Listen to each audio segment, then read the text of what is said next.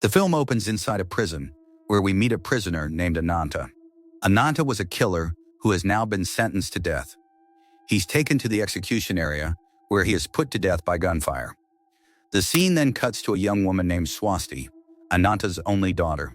She's performing at a bar when she suddenly notices a little girl. The moment she sees her, she collapses, and just as suddenly, the girl disappears.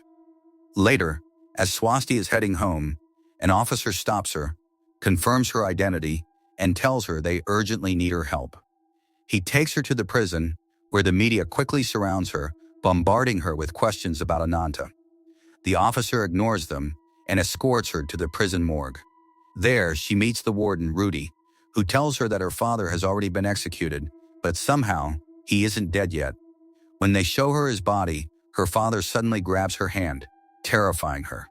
Rudy explains that after the execution, they heard Ananta whisper that only his descendants can truly end his life. He begs Swasti to kill her father and set him free. Overwhelmed, she runs outside and starts vomiting, only to see that same little girl again. Meanwhile, as the guards change Ananta's clothes, the entire prison suddenly loses power. In the darkness, Ananta's eyes snap open. Rudy and Swasti, who are outside, hear screams coming from inside. They rush back and see Ananta breaking through the door and coming out. Without warning, he attacks Swasti. The guards try to stop him, but he turns on them as well. In the chaos, Swasti manages to grab a gun. As Ananta charges at her again, she shoots him, this time finally killing him, just as he had said, only his descendant could end his life. Afterward, Swasti lies down beside her father's body. She's flooded with childhood memories, moments when they used to sing their favorite song together.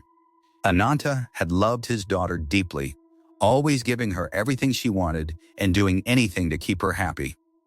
Thinking about all this, Swasti breaks down in tears. At the same time, a reporter named Jayanti secretly sneaks into the prison. But an officer catches her and orders her to wait outside. Rudy later tells Swasti that her father had once requested that his body be taken back to his hometown, Chimacon. However, the authorities have decided to bury him in the police cemetery instead. But if Swasti wants, they can help take him to Chimacon. Swasti says they should follow her father's last wish. They place Ananta's dead body in a vehicle and start heading toward his hometown. The man driving the car is named Yama, who is also a prison warden. Meanwhile, Jayanti gets a call from her boss and says that, according to her source, Ananta had mastered botany in a way that prevents him from truly dying. Unless he is buried in his own village, he can keep coming back from death again and again. After spotting their car leaving, she begins to follow them. Yama tells Swasti that if traffic is clear, they'll reach there by 9 p.m. On the other side, in Chimacon, we see Master Endong. Just then, the village policeman Derman arrives, looking very disturbed. Endong tries to stop him, but after hearing some whispering voices, Derman leaves the place. Right after he goes, Endong also hears strange noises. He goes inside and realizes that Ananta is returning to Chimacon. After driving some distance, Yama stops the car in front of a shop and goes inside. At that moment, Jayanti also arrives there and starts recording a video of Ananta's dead body. Meanwhile, Yama asks a woman at the shop for permission to use the restroom and goes inside. While he's in the bathroom, someone knocks on the door. But when he checks, no one is there. He can hear someone crying, yet he can't find anyone. Terrified, he runs back and tells the woman that he heard someone crying. The woman calmly says it's her daughter, who got scared. Yama asks what she's afraid of. The woman replies, "It's the man sitting in the back of his car." As Yama turns back with a nervous laugh, he realizes the woman has no face. Meanwhile, Jayanti seizes the moment and starts questioning Swasti, but Yama quickly returns and drives the car away. After they leave, Jayanti notices that the place is actually in ruins. Excited, she continues following them. Swasti asks Yama what's wrong, but he doesn't say anything. She then tells him that Jayanti is following them. Back in Chimacon, we learn that Derman had killed his wife, Mumun, and Dong refuses to believe it. Then Mumun reveals that Derman received a phone call, after which he seemed very disturbed and went to the graveyard. When he returned, he was furious and started beating her. Meanwhile, Swasti tells Yama that people believe her father had supernatural powers, but she doesn't believe in any of it. In Chimacon, some kids discover that Durman has hanged himself from a tree and taken his own life. Meanwhile, Yama and Swasti hear on the radio that a super blood moon is set to appear tonight. During Durman's funeral, the villagers hand in a mobile phone.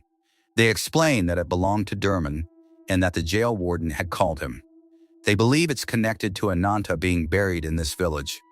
The entire village is against burying Ananta there because they don't want to deal with police trouble. As Yama and Swasti continue their journey, night falls, but that reporter is still following them. At one point, Yama stops the car because he needs to use the bathroom.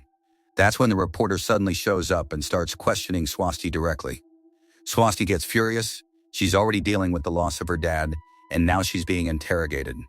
Yama steps in and calms them both down.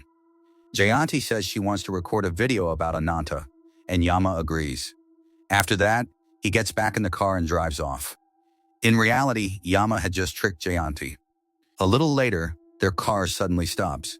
Yama checks it, but there's nothing wrong, and his phone has no signal either. Back at the burial, during the chief's ceremony, Momun suddenly becomes possessed.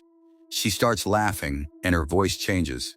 The master approaches her and asks who she is, and she calls him brother before breaking into a song. At the exact same time, Swasti starts singing that very song and tells Yama that her father taught it to her. Then, Yama notices someone approaching them. He stops the person and asks for help. Yama tells Swasti to stay inside the car while the three of them try to push it. Suddenly, Ananta's corpse falls onto one of the men. The cloth covering his face slips slightly, and a strange liquid seeps out of his body, straight into the man's mouth. Horrified, the two men ran away. Swasti breaks down in tears after seeing her father's dead body. Yama tells her they need to put her father in the car and figure out a way to leave, or things will get worse. Just then, the car suddenly starts on its own, as if someone unseen turned the ignition. There's no one there. But somehow, the car is finally running. They quickly drive away. Meanwhile, Jayanti reaches a shop, asking for directions to the village they're heading to. As she leaves, two men approach her and claim they saw a Pocong, a restless spirit, inside a car about a kilometer away. One of them even insists that the creature tried to eat him. When Jayanti asks if that was the Prajan car, he nods yes. Hearing this, Jayanti starts heading in that direction. Meanwhile, Yama's car gets stuck in the mud, forcing them to stop again. There's still no signal on the phone. Yama tells Swasti to wait in the car and goes out to look for help. On the other hand, the master is asking Moon to explain what happened inside the cemetery, but she can't remember anything. Back in the car, while waiting, Swasti starts feeling uneasy. She steps out and suddenly sees her father standing behind her, calling her. She apologizes to him and urges him to hurry, but she can't understand what he's trying to say. Meanwhile, Yama spots a group of people and approaches them for help, but quickly realizes they aren't human. They're carrying a coffin and slowly moving toward him. Terrified, he runs away. He calls out to Swasti, and when she turns back, Ananta suddenly disappears. In reality, Swasti was just dreaming all of this. Yama returns and gets back into the car, and they notice those same figures approaching them. The strangers say they've come for Ananta. Before they can take Ananta out of the car, Yama somehow manages to free the vehicle from the mud. But as he drives off, he crashes into Jayanti's car coming from behind, knocking the reporter unconscious. They place the unconscious reporter and Ananta's body in the back of the reporter's car and drive away from there, while those mysterious figures vanish. But after going a short distance, their car stops again, this time because it's out of fuel. They push the car to a nearby gas station, where Swasti goes to the restroom. While Yama is filling the tank, he hears a girl's voice and gets scared. He even sees a strange reflection in the mirror, but when he turns around, no one is there. Inside, Swasti hears someone crying and follows the sound. She sees a woman covered with cloth, but as she approaches, the woman suddenly disappears, only to reappear right behind her the next moment. Terrified, Swasti screams. Hearing her scream, Yama rushes inside and finds someone lying on the ground. But as he gets closer, he realizes it's not Swasti. It's the same figure he saw in the mirror. Horrified, he runs back to the car, where he finds Swasti safe inside. Before leaving, he touches her just to make sure she's real, and she is. As they continue their journey, they notice something disturbing. The closer they get to the village, the more intense and frequent these supernatural and terrifying events become. Meanwhile, the master steps outside his house and sees that the moon has turned completely red.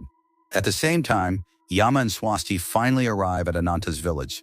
The master approaches them, and Yama tells him that they brought Ananta's dead body. The master recognizes Swasti, and we learn a shocking truth. He is actually Ananta's elder brother. Just then, Jayanti regains consciousness.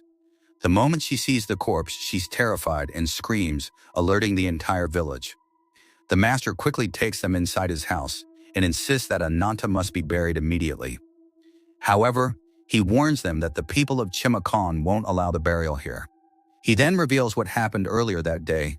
The village chief committed suicide, and the villagers believe it's something supernatural, somehow connected to Ananta. This is where the movie drops a major twist.